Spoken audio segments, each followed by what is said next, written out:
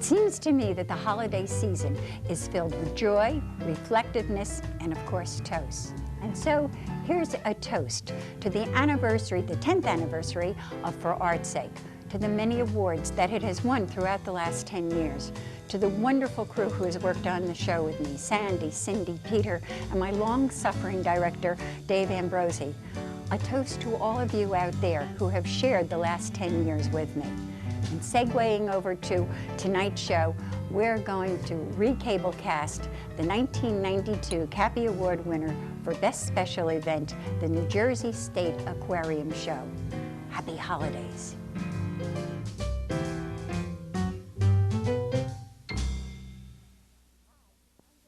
Hi, I'm Dolly Vasta, and welcome back once again to For Art's Sake. We've been taping at the State Aquarium at Camden, New Jersey, and what an exciting show we have for you today, because in addition to talking to Jane Horowitz, Director of Education, and Brian Duval, Director of Husbandry, we're going to take you on a camera's eye tour of the aquarium itself. So what are we waiting for? Come on.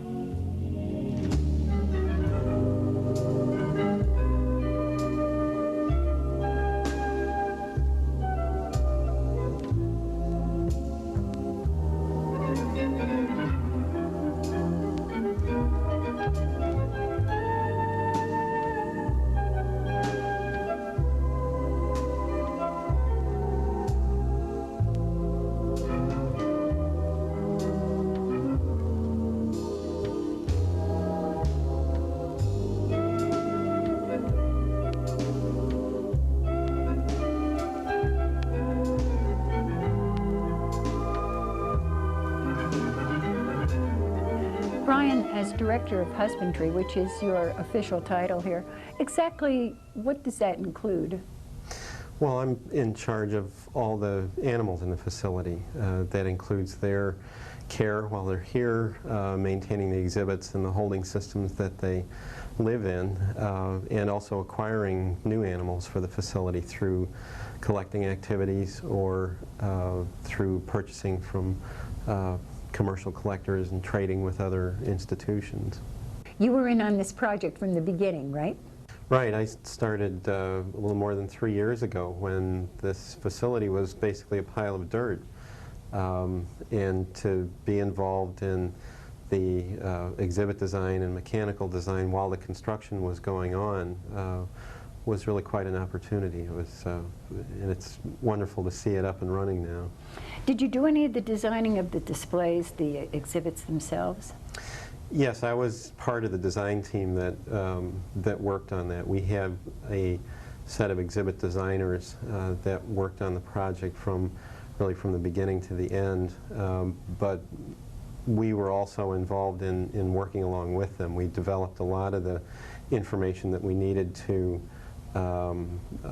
recreate particular habitats around the state of New Jersey. So it involved traveling around and taking photographs and trying to figure out just exactly what was unique and interesting to show people.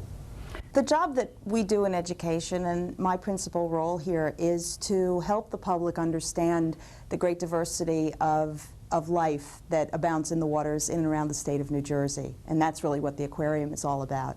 Our department is responsible for educating people both through the building's exhibits and also through the people and the programs that talk to the public and the visitors. How do you decide then what exhibits will be in, or don't you have any say in what exhibits will be here? Many of those decisions were made prior to my arrival on the scene a year and a half ago. In fact, the whole process of putting this facility together was very interesting to me, having worked at another museum in Philadelphia. The exhibits were very far along very early on in the planning process. But basically, the first floor of the aquarium, the indoor and the outdoor exhibits, all focus on the waters of New Jersey. So a very determined decision was made to have that focus. The second floor is a little bit more experimental and fluid, I guess you would say, in that we concentrate on concepts of physical and biological science that, again, pertain to aquatic environments. How do the school children fit into this and the educational programs that follow along with that? Well, they fit in a big way. Obviously, many of the visitors that we have during the week, especially in the morning, are school groups. And this spring, we invited schools to tour the building. We sent them pre-visit materials, which the teachers could use before coming to the facility. Next fall, we'll be going into a full-fledged program for visiting classes that will include workshops, again, self-guiding materials, auditorium programs, and what we would call the more traditional school lesson program. But I really want to stress that the emphasis on education in this facility is on the experience that the visitor has when they walk through the exhibit areas. What has been the reaction of young children so far? It's really very exciting. I'm the mother of 2 young children myself, and I did a lot of experimenting with my 5-year-old prior to the building being open. This facility was really designed with young children in mind, and when I say that, I can point to such things as the fact that the windows come down very low, that the text or the copy is often at the bottom rather than at the top of the exhibit, because we really want to encourage children to interact with their parents in the discovering of this facility. And of course, the youngsters love the touch areas, and it's been very interesting to me watching the reaction of very young children when you invite them to touch a shark or you invite them to touch a starfish, both of which are really fairly, in our case at least, harmless creatures, and how they react with some sense of fear or disgust. But once you let them touch these things, you can just see their eyes open wide. It really does open up a whole new world for us. And I think that if we reach these young children, we will have been quite successful in our mission. The pathway really starts in the outdoor area, and that's an area that we're particularly proud of because we feel like not very many aquariums have taken advantage of outdoor facilities. Once you come in through the ticketing booth, you walk into a view into a large running trout stream exhibit that starts in a waterfall and cascades down through a number of different tanks. And that area is enclosed with a mesh so we can actually release birds that you'd find around a woodland headwater stream into the area. And so it's a pretty complete picture of a trout stream habitat with the plants on the shore, the rockwork in the tank, and the fish that you'd find in the stream. That outdoor area also includes a large seal habitat, which has essentially 2 pools. There's an underwater viewing area and an above water viewing area. And right now we have 7 seals. There's 2 gray seals and 5 harbor seals. And from that point you walk in the front door into the rotunda, and you're more or less immersed into an underwater world by looking at the shark touch tank that we have. It's a low oval-shaped tank that has smooth dogfish and clear-nose skates and cow-nose rays in it, and people can actually reach in and touch those animals as they swim by. And there's an educator there all the time that basically explains the difference between those animals and how they feel, and also helps instruct people on how to touch the animals. And that basically gives you an introduction to what you're going to see in the big ocean tank, which is a 760,000 gallon tank that has 4 different views into it and is patterned after habitats that you'd find off the shore of New Jersey. So in that tank we have our larger sharks as well as things like sea bass and tautags and cunners and different kinds of stingrays and whatnot. There's about 400 fish in the tank now, and that'll be increasing over time.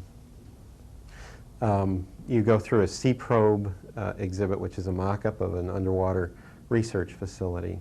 And there are porthole views that look out into the tank, one of which is a domed window that extends into the tank. So it's a pretty dramatic bird's eye view of the whole tank in one shot.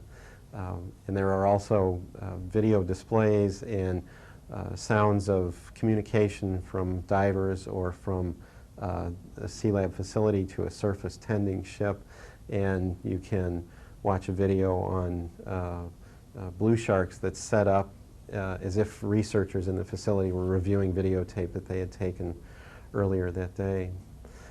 From that point, you go into an exhibit called The Edge of the Abyss, which is another view into the big tank through a very large viewing window. And the habitat in that area is patterned after the Hudson Canyon, which is the ancestral riverbed of the Hudson River, which is off the northern part of the state. We have, it's a general view into the tank. It's the deepest part of the tank. It goes down to 24 feet at that point. And in that area, you find a lot of the fish that look for structure as habitat to stay around, things like sea bass that perch themselves on the rocks and other things that go in and out of the holes in the rocks. From that point, you go through a series of smaller exhibits that highlight different associations in and around the state of New Jersey. There's a schooling fish tank, which shows how small schooling fish basically swim in a school. There is a tank where you can look at flatfish like flounders and skates from above through a tank that comes out of the wall, and at the same time there's a tank that is over your head with a glass bottom so you can see those fish from below at the same time. There are tanks that focus on deep water habitats, on commercially important food fish. There's a tank that focuses on Caribbean tropical fish that find their way up to New Jersey, especially late in the summer. They travel in the Gulf Stream and get spun off into the salt marshes, and late in the summer you can find a lot of fish that you'd really only expect to find around Florida or the Bahamas in New Jersey. There's an ocean pier habitat that focuses on the encrusting organisms that you see on pilings when you go to the beach. Usually people just notice the mussels and the barnacles that encrust those pilings, but if you go down below that, there are a lot of other organisms like tunicates and sponges that that are found on them. So we also have a sea turtle exhibit. And then you get to another view into the big ocean tank, which looks into the hull of a shipwreck. Shipwrecks are a very prominent structural feature off the shore of New Jersey because there is a lack of other types of structure in this area. And the wrecks create a lot of habitat and act as havens for a large number of fish in the area. And so this is sort of an intimate view into the hull of a shipwreck. From that point, you go past a barrier beach exhibit that has a wave that washes up on a beach, and you find the fish in that exhibit that would normally be found right in the surf zone along the beach, and there are also shorebirds on the beach itself. That barrier beach goes up and over a dune, and on the back side of the dune is a salt marsh exhibit. So it's sort of a cross-section of a barrier island that you'd find at the New Jersey shore. Then we go into a series of exhibits, one which deals with the Pine Barrens, and then 3 tanks that deal with the Delaware River, following it from the bay at its mouth in an estuarine type of habitat up through an urban environment like you'd find right off the aquarium here, and on up into the headwaters where there is more of a trout stream habitat. And from that point you go upstairs. The upstairs area focuses on fish from an adaptational point of view rather than from a geographic point of view like the first floor did. So we have fish from all over the world on the second floor, and they've been chosen for their ability to demonstrate topics and adaptations like color change and camouflage, how different fish look at different times during their lives, how fish see, how they smell, fish that produce sound, fish that produce electricity. And it's a general exploration of those kinds of topics. Also on the second floor we have a big rocky tide pool exhibit with a wave that crashes into it and pours into a series of tide pools, and that's actually a touch tank where people are able to touch things like sea urchins and sea stars, hermit crabs and things of that kind. And then there's a wet lab up there which has 2 water tables, one of which is saltwater, the other one is freshwater. And in that area we give people a real close-up look at different animals that we find in this area and run special programs on them. So for instance, when the horseshoe crabs are spawning out at the shore, we'll have horseshoe crabs in the exhibit and do a lot of programming based on why those animals are important to, especially to the birds that feed on their eggs and rely on them as they're migrating through the area. Which came first, the fish or the programs? In general, we identified the habitats first, the ones that we wanted to convey, and then we looked into those habitats to see what fish were important in those habitats, and which ones utilized the particular details of the habitats. Like in the ocean pier, we wanted to look for fish that really stayed close to the pilings and used the plants and the sponges as cover. And so we developed a species list based on the habitats that we had developed, and then went out and tried to fill that species list, which was a challenge in itself, because you go out and collect fish and it's very difficult to know exactly what you're going to come back with. So you have to, you always have to make adjustments and fit things in where they are appropriate in terms of the habitats. How do the dramatic arts fit into an aquarium? Well, as we mentioned, we've got a very important message that we're trying to get across to the public. It's a message about conservation. And when you think about that, as educators, we try to look at all the tools that we can use to effectively communicate that message. And it really has been shown, again, through work that other museums have done, and Aquaria as well, that theater is a real effective technique to use to teach people. And we apply that theory in a couple of ways. First of all, we have a program that travels to schools, churches, synagogues, community centers, just about anywhere. It's called The River Keepers, and the subtitle is The Incredible Journey of Ali the Shad. And it's actually a 40-minute musical comedy that was produced for us by Stageworks Touring Company in Glassboro, New Jersey. And we were very fortunate to get major funding from the Dodge Foundation to help underwrite some of the performances in the state of New Jersey. So this piece goes out and, in an entertaining way, talks about the importance of the Delaware River, which really affects most people that live in the state of New Jersey. So that's a full-blown dramatic effort that we have traveling around. Another way that we're going to be using theater within our facility is that starting around the 3rd week of May, we'll be presenting a puppet show a couple times daily in what eventually will be a coral reef exhibit. And it's a program that's aimed mainly at young children, preschoolers, maybe through about 1st grade, and their families, that will talk about some of the threats to coral reef habitats, and we'll do so through the art of puppetry. So again, we look at various techniques that we can use in order to educate the public and to get our message across. 250,000 people have come through here in 2 months since it's opened. Yeah, less than 2 months. In less than 2 months. That is a lot of people. It is. I think that aquariums in general are very popular places to go. We, because we're new, have attracted a lot of attention, and everybody wants to come and see what we're all about. Why do you think aquariums attract people, though, literally? Well, it's, if you compare aquariums to zoos, I think many times in zoos, as many people really enjoy going to zoos, and they go over and over again. But in an aquarium, you can get much closer to animals. So you're not looking through barriers other than a clear piece of acrylic or glass, and so you feel much, I think, closer to the animals and the habitat than you do in a zoo setting.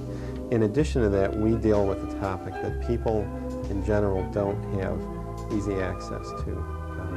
you can go to the ocean and look out over the water and never realize that all this life is being carried on down below the waves. And aquariums sort of bring all of that to light and allow people to get a look at what goes on in those areas. And that's something, because it's inaccessible for the most part, and because people normally, when they see fish, they're on the end of a fishing line or in a grocery store. It's just, it's amazing to see those same fish alive and thriving in an aquarium habitat. What do you think of the children's reactions here so far? Well, it's amazing when a group of children comes in and they go to the first view of the ocean tank when they first get here, and a big shark swims by, and they all scream and step back, and that's their first reaction. But then once they get used to that idea, there's an amazing amount of interest in what goes on in the tank. And the longer you look at a tank, the more you see about what's going on in it, the interactions between fish, or just identifying all the different types of fish that are in the tank. And so that sense of new wonder is always very satisfying, because we look at the tank all the time and there's very specific things that we look for. But when especially a young child comes in and is very excited about it, it's very satisfying. One reads so much that the future may not be in space as we've all thought, but might be on the ocean floor. I think we're discovering now more and more all the time that the oceans represent a very finite resource, and in many ways we've affected that resource through fishing activities, through the activity of dumping waste and industrial inputs into the ocean, and we're seeing the impact of those things now.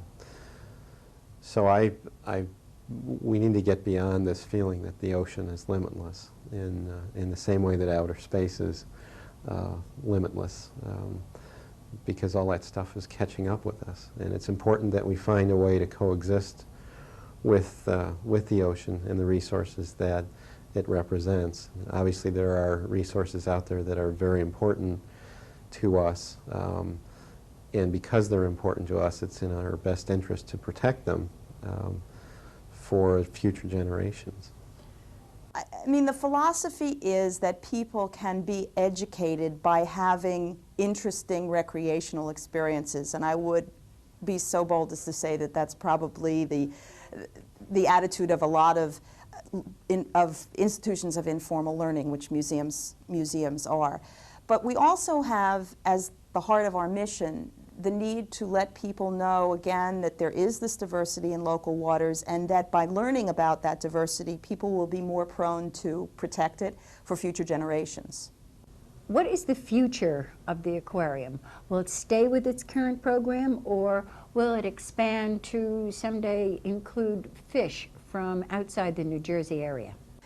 Well, these plans are already in the works. I mentioned that we do have a puppet show coming up on the coral reef, but actually that's only a temporary plan. The puppet show will take place in what eventually will be a 2-story coral reef tank, which will be on the first floor. So the answer to the question is we will definitely, within the next 5 years, attempt to go beyond New Jersey waters.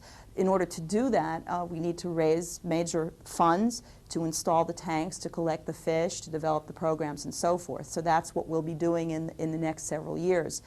Of course, we always look at possible expansions in programming. We have some very exciting things planned in the next couple of years that we'll be working with Rutgers University. They are doing some deep sea exploration. It is in New Jersey waters, but we'll be looking at the possibility of robotic submarines in the ocean and sending live television signal back from the ocean to this facility. So we'd really like to expand, but always have this focus on New Jersey, because again, we think that that's what we need to tell the public about. Well, that's what makes it different also. Also, absolutely. I mean, we're so close to both the New York Aquarium in Coney Island and the National Aquarium in Baltimore. Both of these are facilities that have a very broad focus, and it was never our intention to put ourselves in a competitive position with them. There is a great need to do the local focus, and I think that in the 2 months that we have been open, we've proven that the public is interested in the things that are in their neighborhood. If I said to you, what is the first thing that comes into your mind when they say the New Jersey State Aquarium in Camden, New Jersey? What would you say? I think the word that comes to my mind is diversity. And I'd like to answer your question by saying, when I first thought about coming to work in this facility, I probably had the reaction that some people have, which is you say New Jersey fish, you think gray and brown. But what I know now, having worked here for a year and a half and having watched this place come together, is that there is so much of interest there. We don't all get a chance to go scuba diving or look at the things that live under the water. And I'd like to think that we're allowing people to open their eyes a little wider. They need to take the time when they're going through the facility to really look, to really think. But that's what I think we're about. It's about diversity, richness, and again, the importance of our local environments. Well, I think the ocean tank is something that will allow us to make our mark in terms of other aquariums in the country. It's the second largest fish tank in the country, and it was designed specifically for more open ocean types of fish, larger individual fish. And the work that we'll be doing in the future on things like blue sharks and thresher sharks, small tuna, mackerel, those are all things that most other aquariums really don't have the capability to work with. And the ocean tank gives us the capability to even dream of having fish like that in an aquarium for people to see. And I think that's going to be a very significant part of our program in the future. Well, that's it. It's just about winds up our time for today. I hope you all had as much fun watching as we had taping. And if you get a chance, bring your family down to the State Aquarium in Camden, New Jersey. It's a great hands-on treat. I'll see you all again next month. And in the meantime, take care.